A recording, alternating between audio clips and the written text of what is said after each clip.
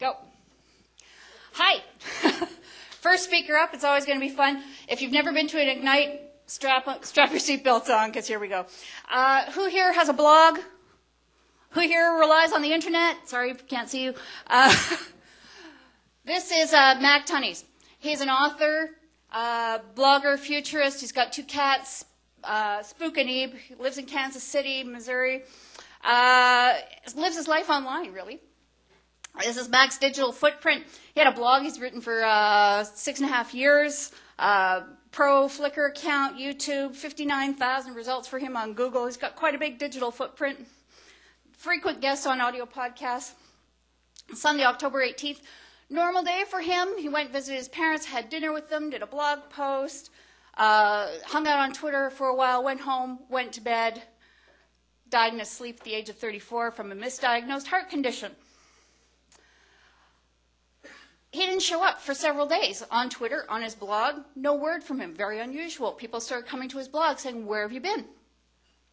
Maybe you've got computer problems." It's very unusual.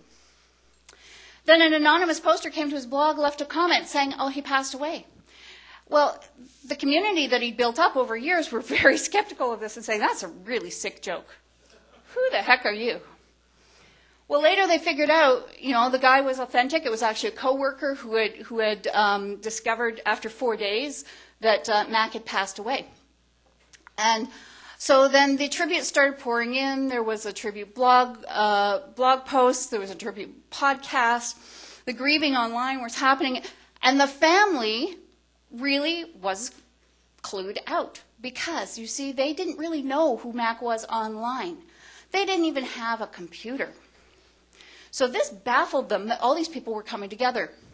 Now, part of his community were also asking questions like, geez, he's got 6.5 years worth of blog posts. How do we save that?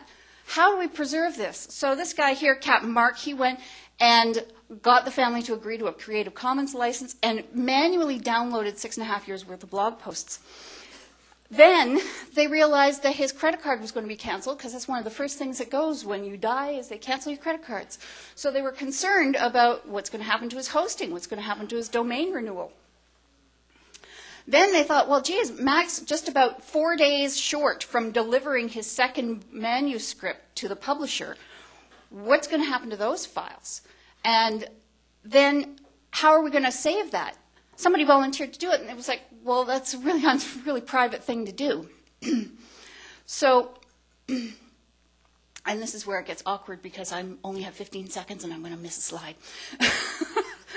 So they realized that Mac the son is a very different person than Mac is online. So I pose a question to you, where is your digital footprint? What do you do online? Do you have a World of Warcraft account? Are you in a Flickr group? Do you have an Etsy store? What do you want to save? What do you want to pass on after you're gone? Is it blog posts, your tweets, videos, photos, game accounts? You have to think about this because we live so much of our lives online that you need to let your families know what it is that you're doing online and what's important to you. Because if you don't tell your families, there will be a chasm. And then you should also think about appointing a digital executor. That is somebody who can take care of your digital affairs should you pass away. Somebody who's digitally savvy enough to be able to take care of things, but not so emotionally overwhelmed and distraught when you've passed away that they're unable to let your communities know online. The one takeaway is the single most important thing that you need to pass on to somebody is your email account and your password, because that is the golden key. It will unlock every social account you've got. Because you do a password reset, it comes in through your email.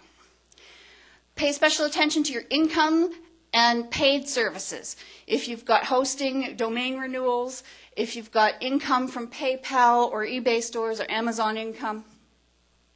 The most important thing is start today, talk to your family, tell them what is important to you, because everybody is different and everybody wants different things for themselves after they're gone.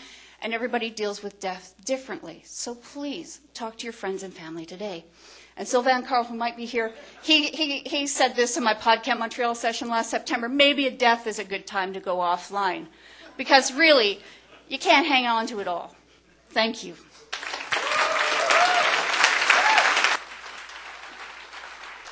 Thank you, Adele. Merci beaucoup.